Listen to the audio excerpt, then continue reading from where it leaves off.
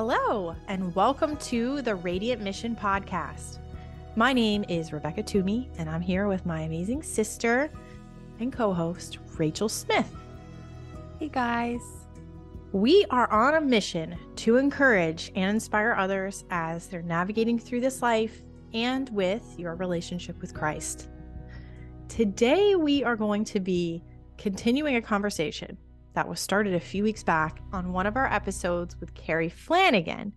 We mentioned the word Pharmakeia as referenced in the Bible and its modern day correlation that we refer to today as pharmacy or pharmacist. We really felt like this topic needed a little more context, discussion, exploration. And I think Rachel and I can both agree that we don't really know anything and that we're sharing our own interpretation and even our own personal opinions. So please take today's episode with a grain of salt. This is just a discussion, but we like to discuss, we like to debate, and we like to research.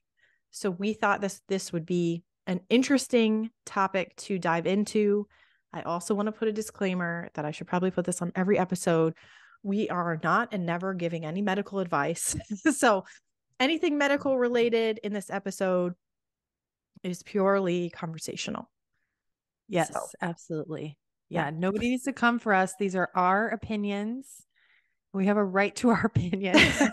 And maybe we don't even know what our opinions are. No, I'm just kidding. We have some kind of pre-built opinions, I would say, based on our experience with things and our research. So, yeah, we're going to get into the nitty gritty a little bit with some of this and from some research and kind of what we've discovered about this word and the context of this word. But it's fascinating. And I know you and I are both interested by it. And we figured, it was kind of mentioned in passing in that one episode. And this is really its own topic. Yeah. So, yeah. So let's get into a little bit. Mm-hmm. The Greek word Pharmakeia, which I'm pronouncing it that way because I'm an American living in the United States of America, but I doubt the Greeks pronounce it that way. It appears in Galatians 5:20 and in Revelation 18:23. Terms from the same root word appear in Revelation 9:21, Revelation 21:8, and Revelation 22:15. These are typically translated into the English language as sorcery, witchcraft, or sorcerer. Ancient Greek uses of pharmakeia closely mirror the generic modern English word drugs.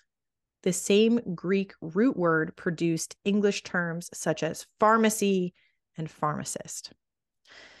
Of course, when we think of the word sorcery today, we're thinking of witchcraft and spells and hocus pocus and supernatural powers and supernatural shows on TV and stuff like that.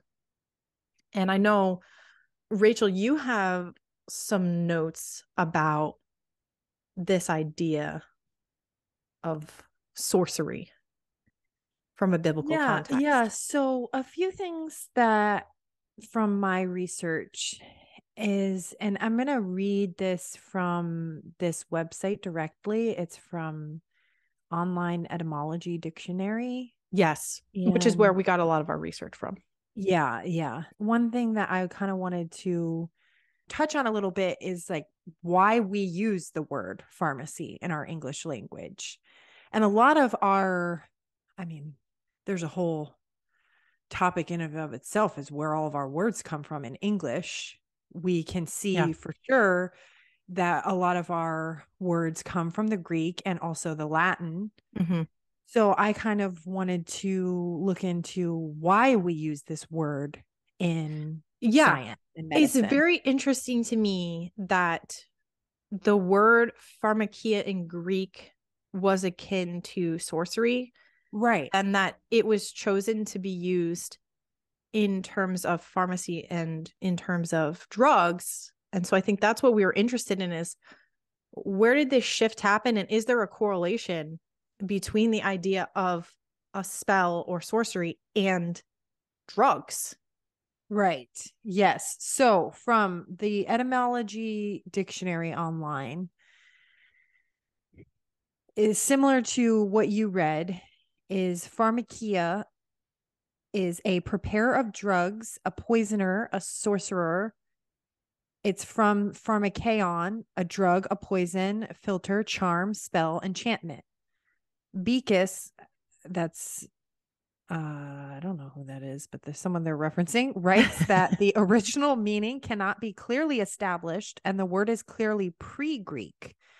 The PH was restored in 16th century in French and 17th century in English. Buck notes that words for poison, apart from an inherited group, are in some cases the same as those for drug.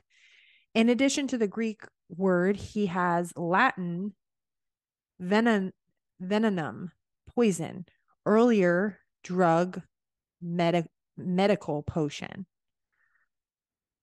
meaning the use or administration of drugs is from about the year 1400. The sense of art or practice of preparing, preserving, and compounding medicines and dispensing them according to prescriptions is from the 1650s. That of place where drugs are prepared and dispensed is recorded by 1833. So we're looking at something that we've been using for the past several hundred years, but this is suggesting that the use of pharmakeia was even pre-Greek. So that kind of brings me to some of the other interesting sides of this topic that I don't think a lot of people maybe know or even think about. I know that I didn't until I started digging in a little bit more to the Book of Enoch. And we're mostly going to be talking about this from a scriptural basis today. And we're going to talk more about the scriptures that this word or root word of pharmakeia is used in. And so to reiterate, the Book of Enoch is not in scripture. It's what's called an apocryphal book. We've talked about that in past episodes when we discussed Genesis 6 and the Nephilim. I believe that it is at least the first book of Enoch, because there's technically 3. I believe that the first is a good companion of Genesis. It's kind of painting another more of the picture of the same story that Genesis is telling us. And in our previous episodes, we've done, now it's been a few months, on the Nephilim.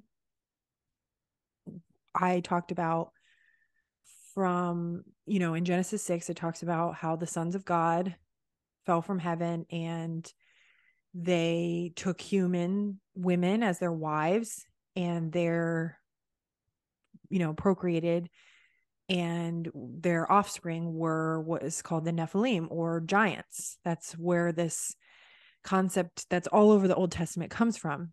Well, in the Book of Enoch, those sons of God or fallen angels are called watchers.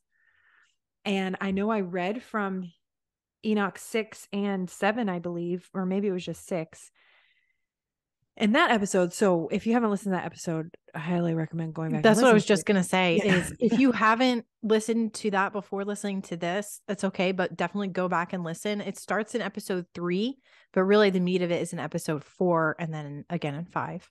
Right. Yes. Because it'll be just a lot more detail of like, what the heck are you even talking about right now? Like, why are you even yeah, because you give tons of context. Those are actually our most listened to episodes. So if you're listening now and you haven't heard it, you're going to want to, because it's very fascinating stuff. Yeah. And it's pretty different from the stuff we've been talking about the past few months. So definitely a deep dive.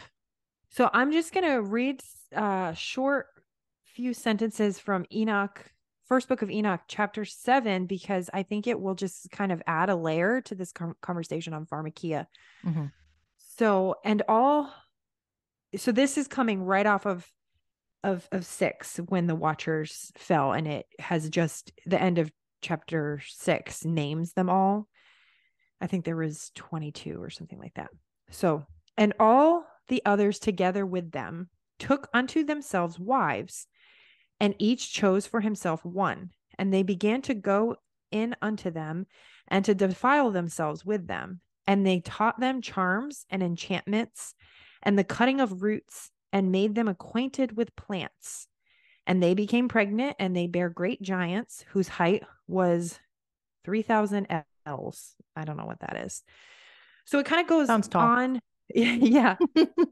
It goes on more in how they defiled the flesh of other animals on the earth, like birds and beasts, and how they turned against men and started devouring man. And then farther in down in later chapters, it talks about,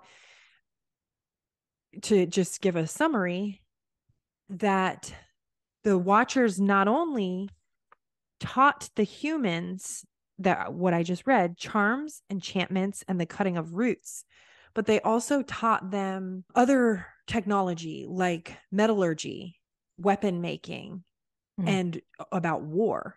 And so I have read some scholars talking about this part of Enoch that essentially, let's kind of create a picture in our mind.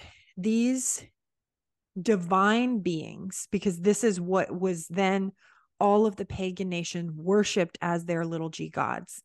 Every religion that had, polytheism of all their various pantheon of gods, what they were referring to were these watchers, and there were hundreds of them. And that, you can kind of think in your mind, like the Greeks and the Romans, they're kind of an easy one, that they had, what was Cupid, the god of love. They had the god of war. I think that's Apollo, which Apollo is also mentioned many times in the Bible, including the book of Revelation. They had the god of fertility and all these different gods. And essentially, if we think about things from the biblical perspective, we know and understand that there is only one God. There's only one creator, the one true Almighty, which is Yahweh. But when these angels fell, part of their hubris, which started with Satan, is because he wanted to be like God, and he cannot, and neither could any of these beings.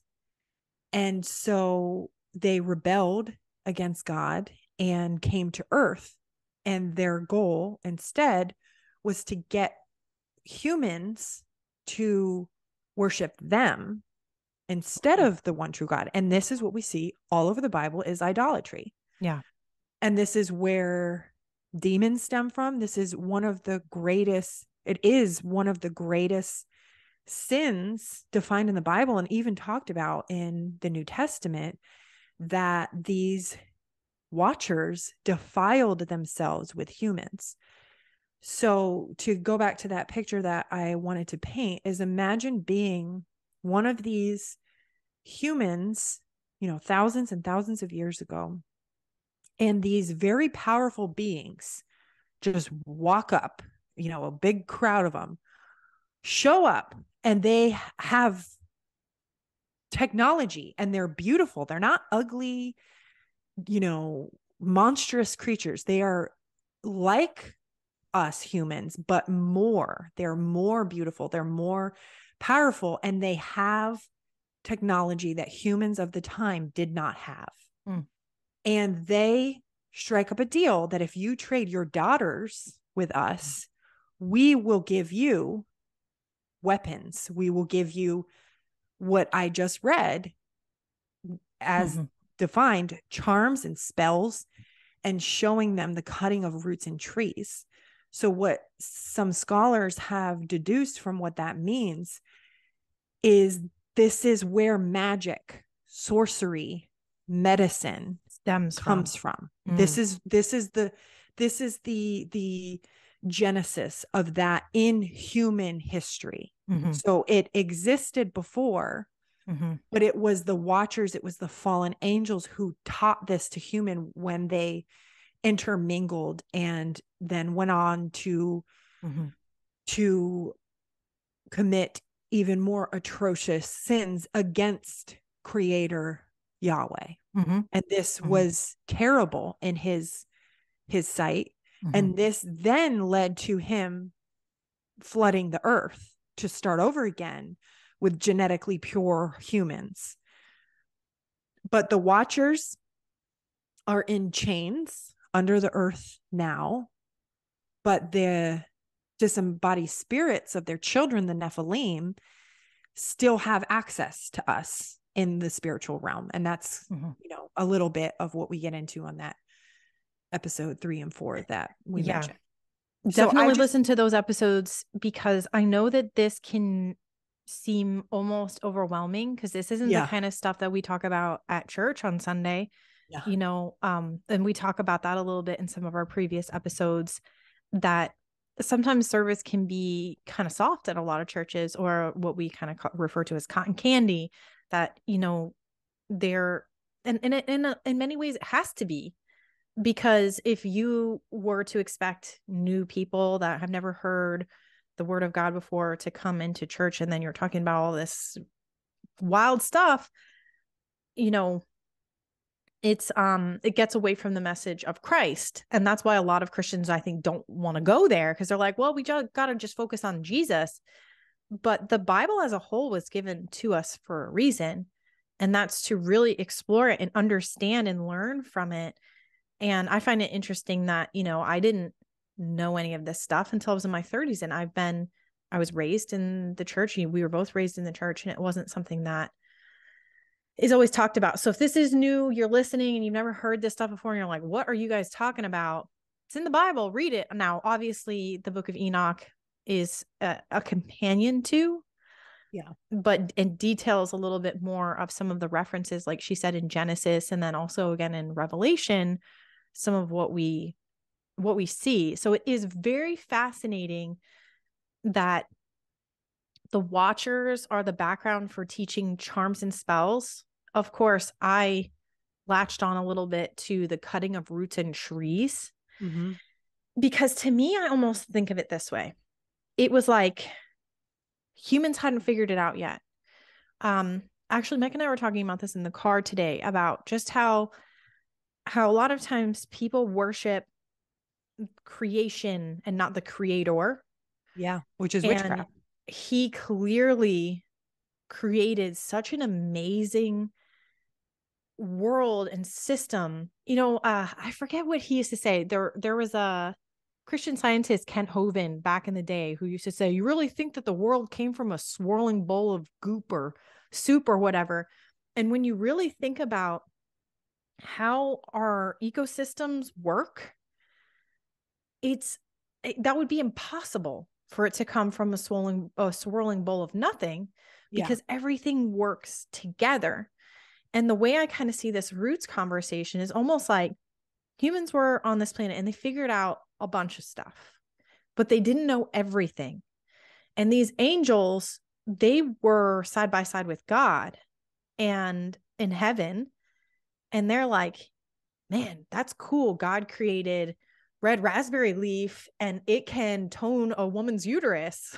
I'm just going to use that as an example. Or, this herb can do this, or fennel seeds can take your stomach ache away. And they knew this because they saw God's creation from a different perspective. And it's almost like they went to earth and they're like, I know something you don't know. Yeah. And I'm going to tell you what it is. But then those same things can also be used for ill. Yes. Like poisonous right. berries, for example. Now, I'm sure a lot of people had figured out what was poisonous by then, because, humans will eat and animals will eat almost anything. And I'm sure a lot of people figured it out and passed that on. But perhaps there were a lot of things that still had not been figured out at this point. And I kind of almost see it as the watchers being like, I know something you don't know, and I'll trade this knowledge and I'll teach you this. And I just think that things can be used for good and they can be used for bad. Yeah. And it's the same thing when it comes to herbs. Herbs can be used for good to heal our bodies. But now let's take this back to this correlation between pharmakeia and pharmacy. I think that a lot of people, I'm sure in the early days of medicine creation, like I think about penicillin, and when penicillin was first invented, so to speak, or they first figured it out, that it could help with bacteria, with infection. And there definitely, I'm sure, wasn't an ill intention there. I'm sure there's a lot of good intention when it comes to figuring out how to heal the body. But I don't know at which point it became, I'm going to control the bodies that God has created, that I can fix it. I can solve it. It's almost like we talked with Dr. Stu about cause and effect. And it kind of reminded me of, do you remember that movie Final Destination? Oh, yes. I think about that movie all the time. I don't know if Star-changing life. I hate scary movies. And so I don't even know if I even finished that movie. But for those that haven't watched it, and I don't even know if this is the right synopsis, but the way I remember it is everyone in the movie had like a fate that they were going to die, but some people would dodge it, but then they would end up dying anyway, and just in a different way, because very graphic, violent ways. Yeah, just violent ways. Don't watch this movie. No, it's terrible. Don't. I'm not recommending it. It's what nightmares are made of. It is. Don't watch it. But that's kind of the same thing in my mind with this idea that we can create medical solutions to solve human problems. And it's like, all right, we're going to create a birth control pill that will stop a woman from getting pregnant. Great. We've solved the problem. You're not going to get pregnant, except you're going to get cancer from this pill that you took to not get pregnant, or you're going to get ovarian cysts that are going to explode inside of your body, or you're going to get acne, or you're going to become infertile permanently.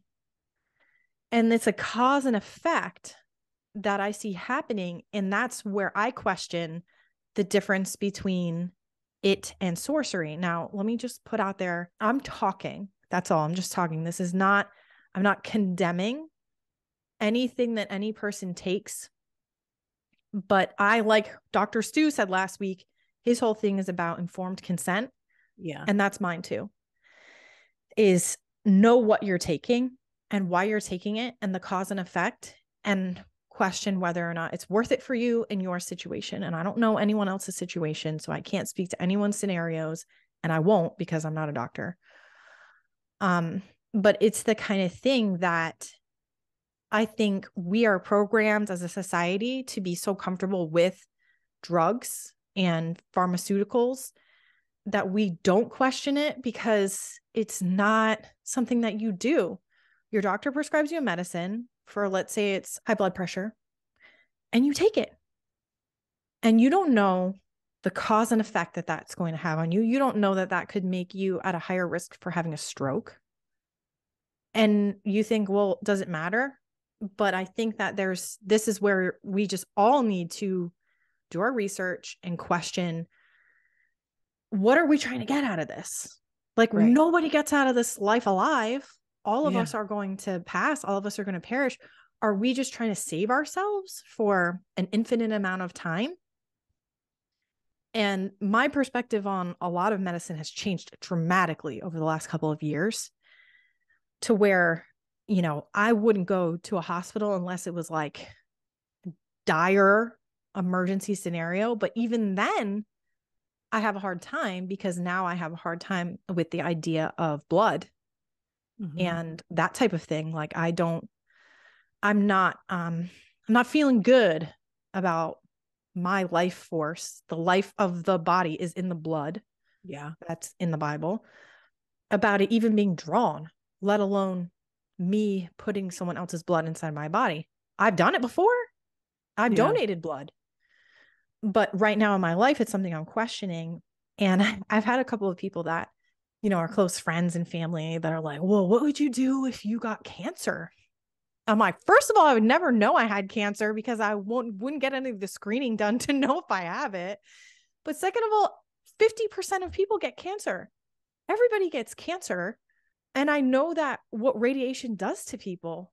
Do I want to then sacrifice certain pieces of my humanity to go through that process? Personally, no. If someone else wants to get radiation, by all means, I would never, my goal here is not to say like, don't do these things. Yeah. Question it and to question it for yourself. And so these are things that are going through my head is like, if I was to get into that scenario, I would really have to sit with the Lord and be like, is this your will for my life? I will eat of your garden. I will eat as well as I can eat to try to heal my cells of these cancerous cells. But is going into pharmacy what I want to do to get there? Mm-hmm. Anyway, I've been talking a lot. What are your thoughts? Yeah, lots of thoughts with that. I'm all over the place today. I agree with you that it's a matter of an individual's choice, but I think kind of our main core of our point behind even talking about this and what we have learned in the past few years is that you can never truly have informed consent about anything if you don't know what it is that you're putting in your body. Yes.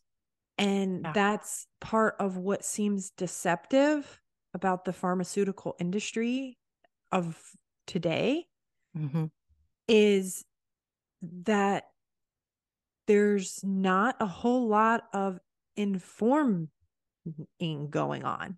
That I think, cancer is a pretty big extreme, but absolutely. I think that example is used because a lot of people equate having cancer to, oh, it's life or death. Yes, exactly. They're like, well, wait, you could die. You're not going to treat it.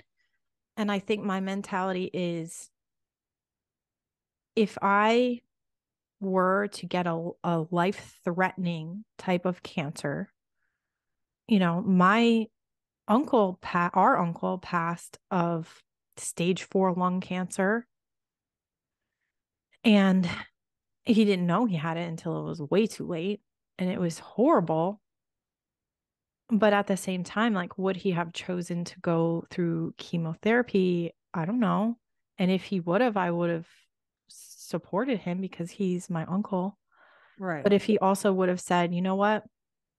I'm going to clean up my diet. I'm going to pray. And if this is the Lord's will for me, then it's the Lord's will for me. I think that's kind of the place that I feel like I'm entering.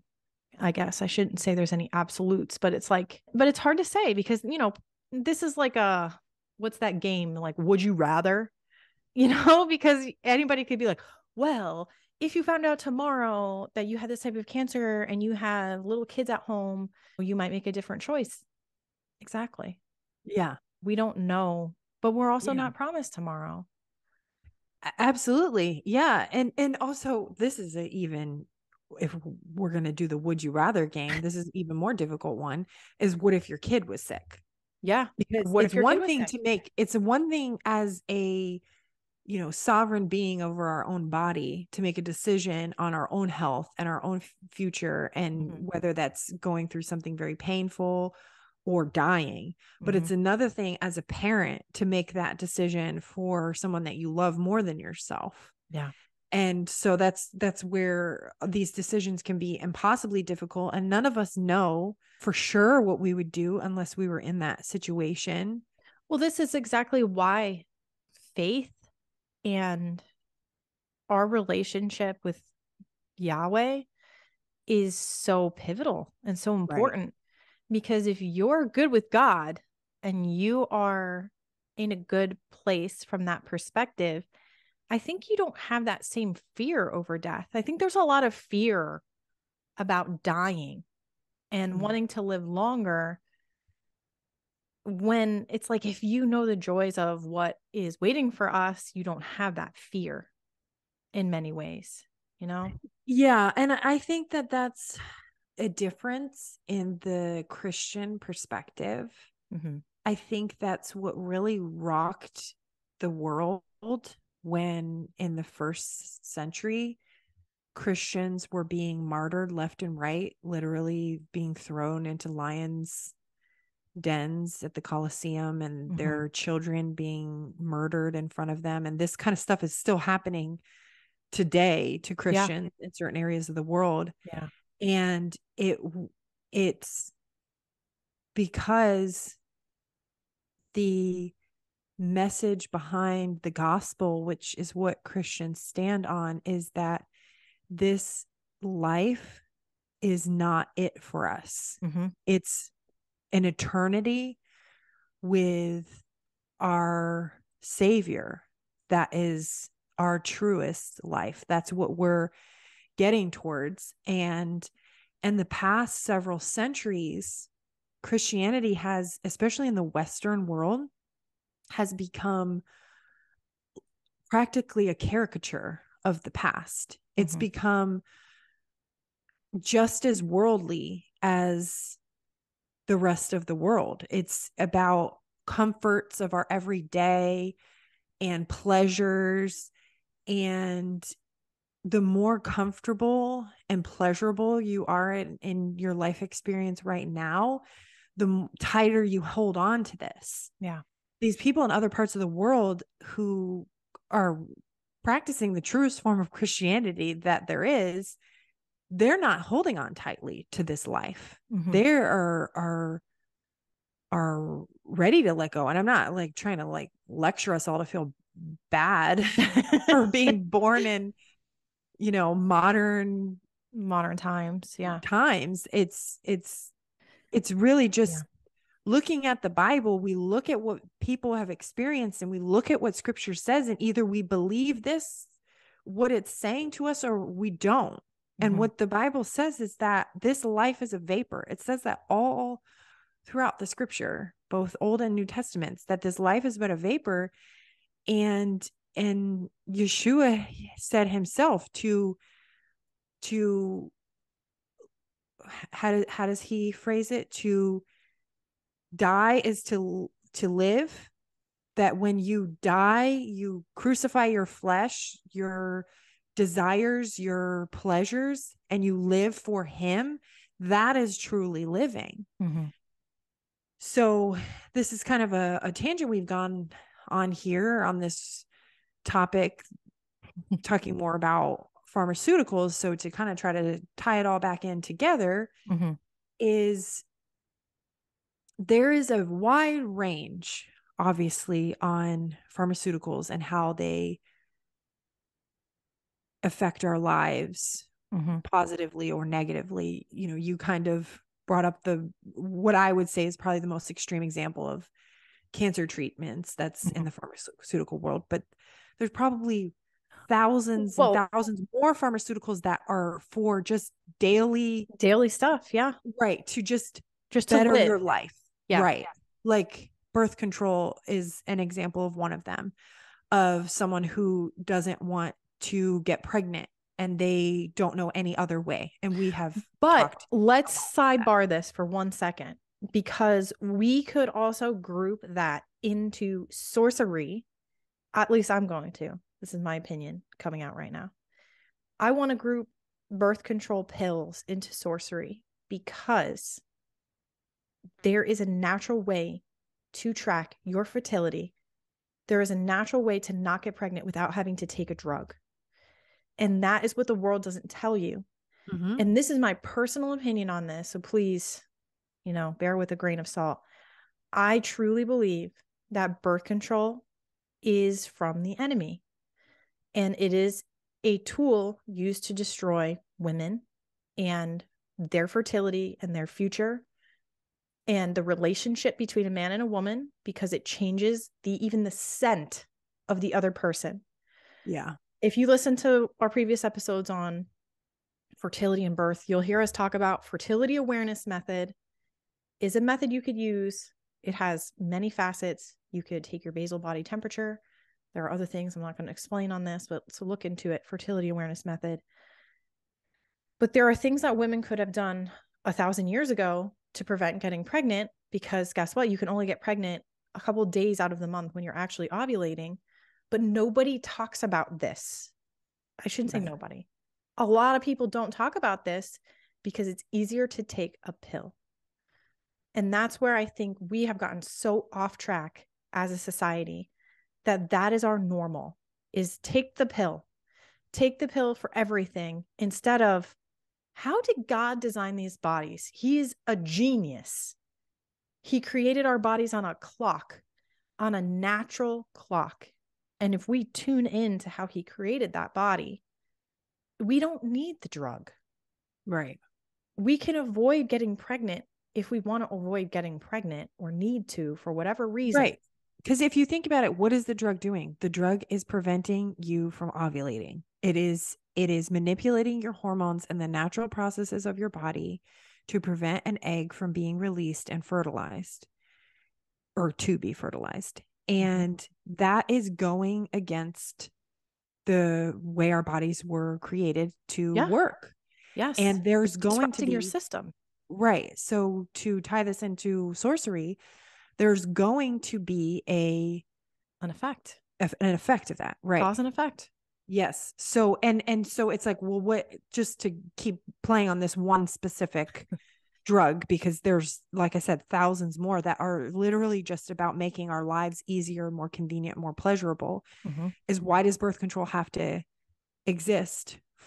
The hormonal, like for the pill, so that we can have consequenceless sex, so that we can do an act that was meant for procreation without consequences, so that we can, what we've been sold, this lie we've been sold for the past 50 years, is that this is liberating women, that we can be free and do whatever we want with our bodies, with whoever we want. And this is all just pulling away.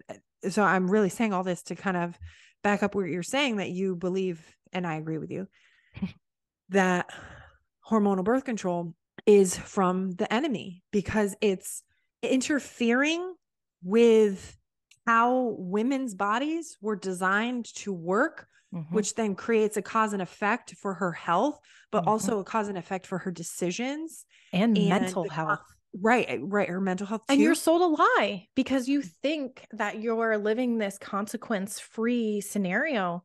But we talked about this in a previous episode too, that it returns to us. I mean, there is no consequence-free liberation. You might think that you're having that in the moment or during that period in your, or stage in your life, but right. Yeah. And so, I think it was for thousands of years, women, including women in marriage, would just keep getting pregnant and pregnant and pregnant and having more and more and more babies. In modern times, people are like, well, I don't want that for my life. Like, even if they are only having children in marriage, God's design for us as humans was to be fruitful and multiply. This is just what the scripture says. Like, it says what it says, and we can't make what we want it to mean. To make our own interpretations and then like twist it around to mean whatever we want it to mean. Right. And it doesn't, like, maybe we don't want to have 15 kids, but our point is you cannot have 15 children without chemically altering your body.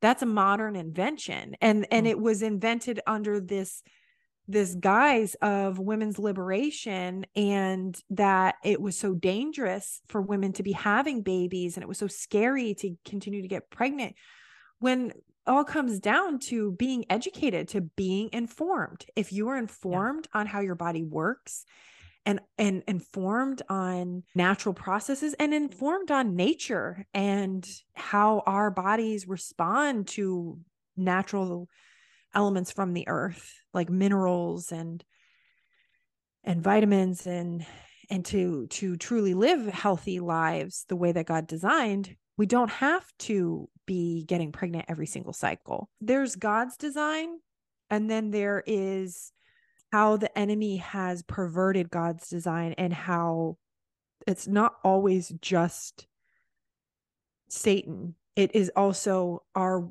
human nature to do what benefits us today in our flesh.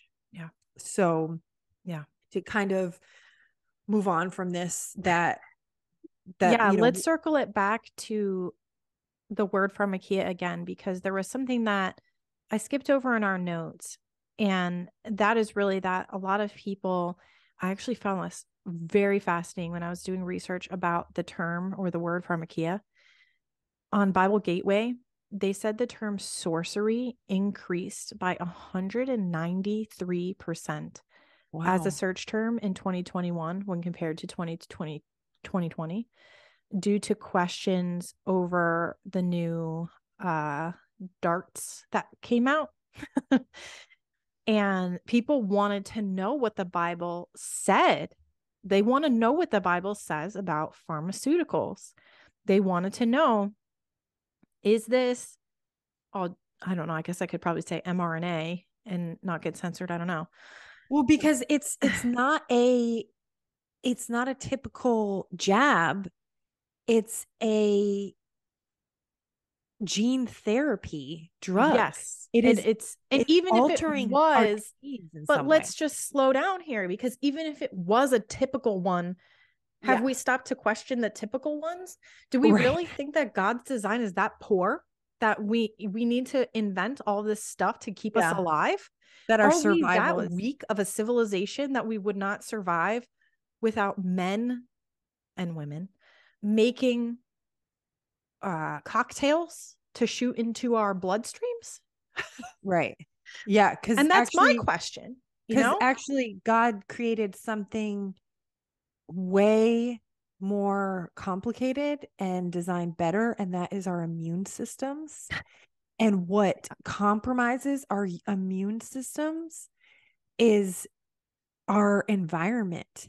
That includes our diet and our water and our air and every single aspect of this modern technological world we are living in is compromising these immune systems that God created in us as a fail-safe.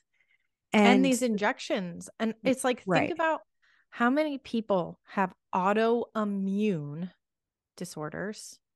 Right. You know all too well about this. Yeah, I do. How many people have autoimmune disorders?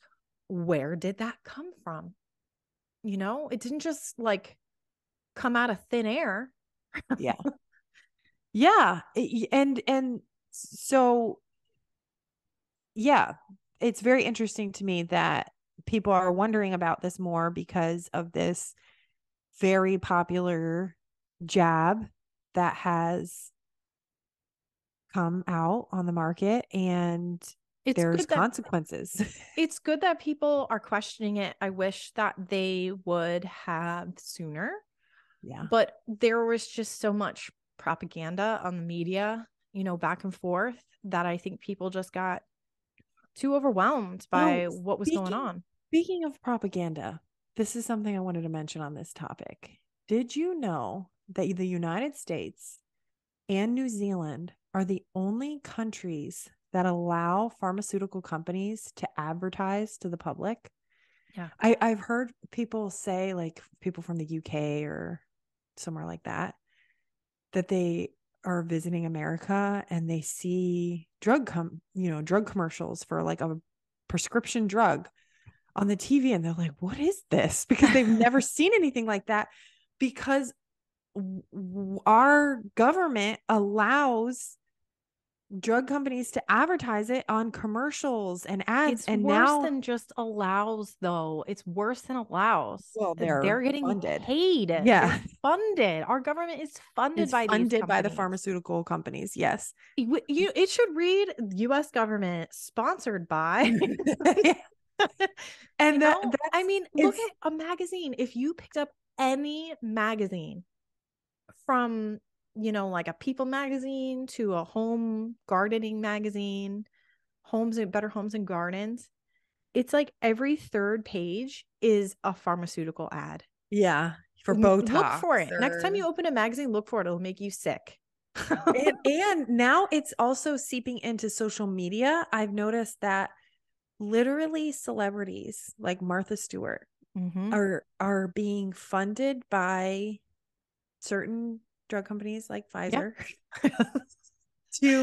they're putting out their own promotion on their social media pages to go and get a certain booster. And it's so manipulative.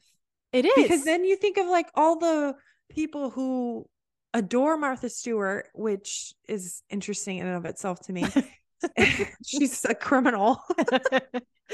But not to hate on her. I'm not trying to do that. I'm just saying. Don't go after Martha, man. If someone is her fan and they trust her and she's promoting a drug, a medication. This is how they all are. That's how they all are. And that's the thing. But there's no informing going on of what actually is being put into people's bodies. And that's what people need to research is, and you're not truly giving informed consent just because you saw a commercial and that everybody is doing it and says that it's fine. That's not informed consent. Question everything. That's what Rachel and I would say. Question everything. I'll give another example that isn't even about directly pharmaceuticals. Well, first, you mentioned Martha Stewart, but other influencers that aren't technically celebrities, that are just social media influencers, they were paid to do the same things. Companies reached out to them and said, I'll pay you, $2,000 to say this. Yeah. And people will do it because people want to get paid. But one of the things, and this is not paid, this is an example of social programming, which is also another thing that has happened, is an influencer will say, do this, and then the news will come out with all this and then people follow along with it because that's how people are programmed to think, is to follow the crowd and follow what the crowd says. Now, my example is, how many people get induced? Because induction is a thing. I was talking about this with a group of women that are not getting induced. We're like the hippie, like, wait until your baby's ready type of folks. Yeah. And we were talking about how many influencers are like, I'm getting induced on Monday, or I'm getting induced, next week or whatever. They don't know any better. It's not that they're saying it because they're trying to influence people to get induced. They're doing it because they themselves don't know that what getting induced really could mean with the cascade of interventions with birth. And so I think that there's a lot of social programming that's going on with all of this. I mean, think about it, Ray. We grew up from the time we were little kids watching pharmaceutical commercials. We're how old? 4 years old, 5 years old, commercial comes on. Do. And we're just so used to this being part of our culture that we don't necessarily think about it. And then you go to the doctor. Gosh, I know this because my 3-year-old is watching kids TV shows now. And on these little kid TV shows are like, I have to go to the doctor for this. And it's like, why is this kid going to the doctor? Because they have a cough? It starts very, very young. Anyway, I'm getting on a tangent. Yeah, I mean, programming only works when you've been programmed to birth. So it makes our minds more impressionable even as adults too. So yeah.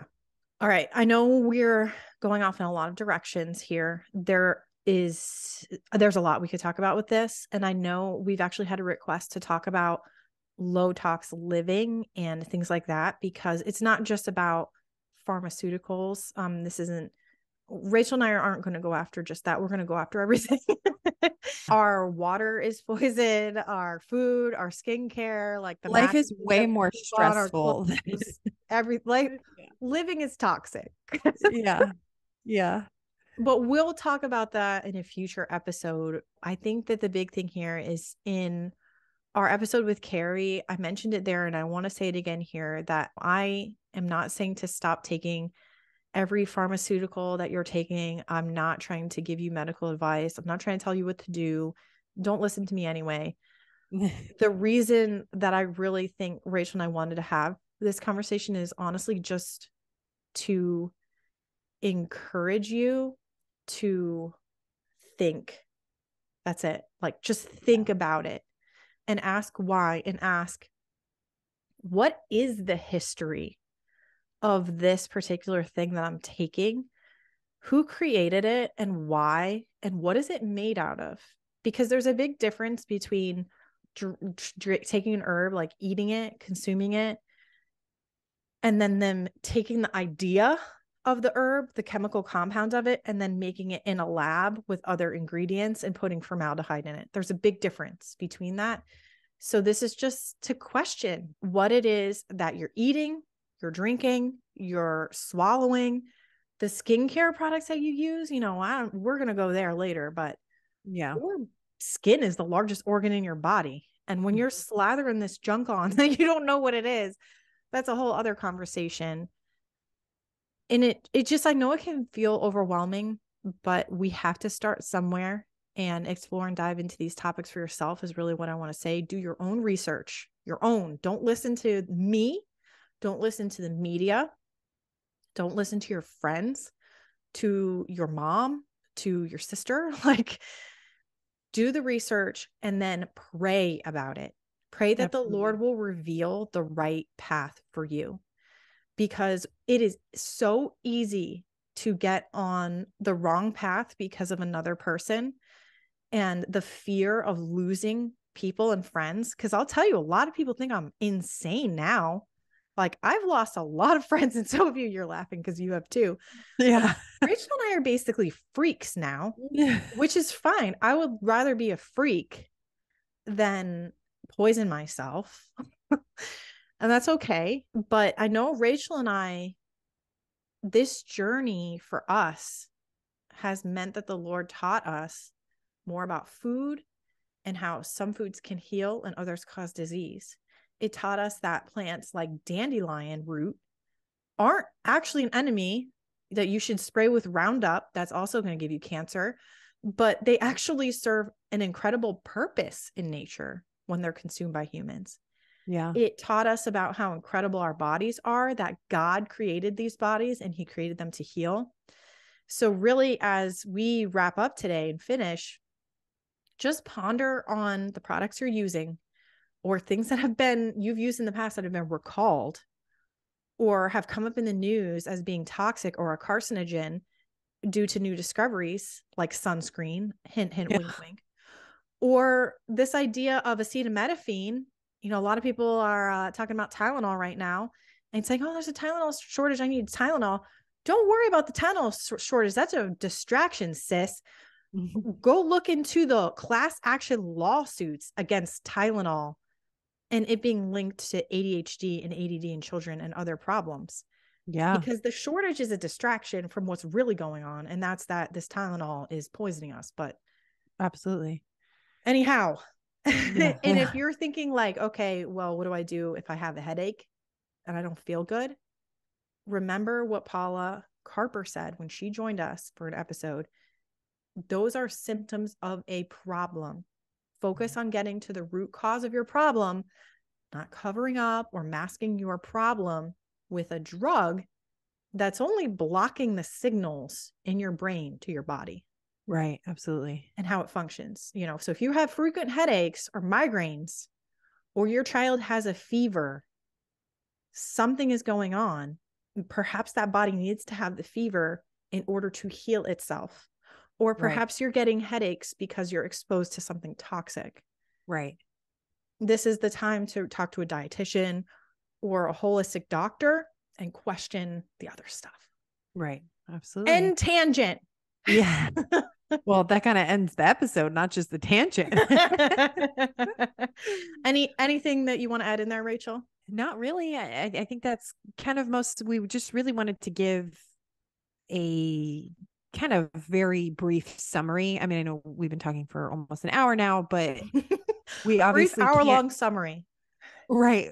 But it really is, because if we could go into tangents on every single aspect of not just the pharmaceutical industry, but the food and, skincare and household products, which we want to do episodes on eventually. So this is kind of just giving a little food for thought on this biblical concept of pharmakeia being related to sorcery, and hopefully just kind of get some people's wheels turning on what sorcery looks like today.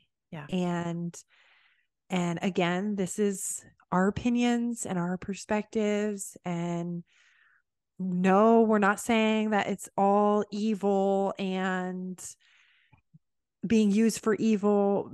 A lot of it is. We are saying that. But we are just advocates for, like we keep reiterating, informed consent and making a decision for yourselves and your families that you feel confident in, that align with your convictions, because that's what it came down to for me when I started just alone talking about the pharmaceutical industry. When I started researching what was in things that I was putting in my body or giving to my children, I had a real come to Jesus moment that I was feeling convictions that weren't aligning with my actions. And so that's what we have to, like you said, go to the Lord about and pray about and come to peace with. Yeah. Because I know just talking about certain things that are injected into my body that I decided to not do anymore, which I didn't even get into how those things have damaged my body for life. And I have severe reactions from childhood of why I have health problems today. Yeah. But when I had that moment of, okay, if I never do that again, then am I going to regret it if I ever get such and such illness? And that's the moment that I brought it to the Lord and really had to decide, I'm going to trust you with my body. I'm going to trust you with my health. And I'm not going to fear a disease that there's supposedly a solution to prevent that disease. Yeah. I'm going to trust the way that you've created me and honoring and nourishing this body so that I can be strong enough to never suffer from something like that. Yeah. So that's kind of just my own closing of this topic, that we are definitely the freaks in our friend groups and even our family sometimes with our opinions. But this is our podcast and we have it so we can share our opinions for other people who, because honestly, having opinions like this, it can feel very isolating at times.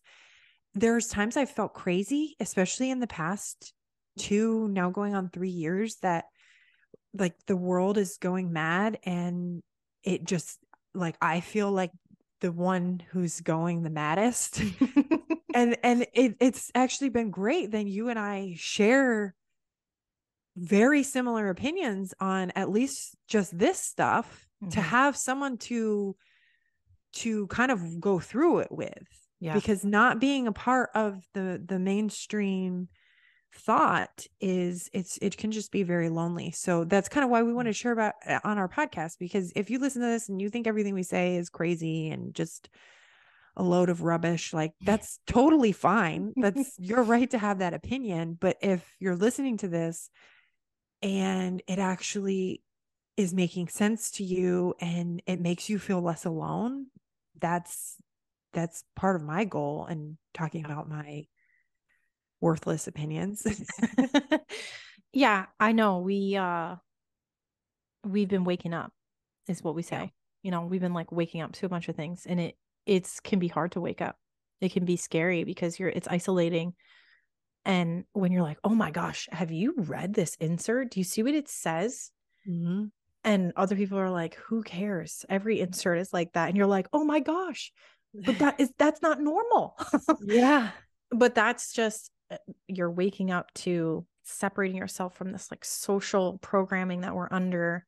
It can be hard. And it can be hard when your friends don't understand you or your family or people around you.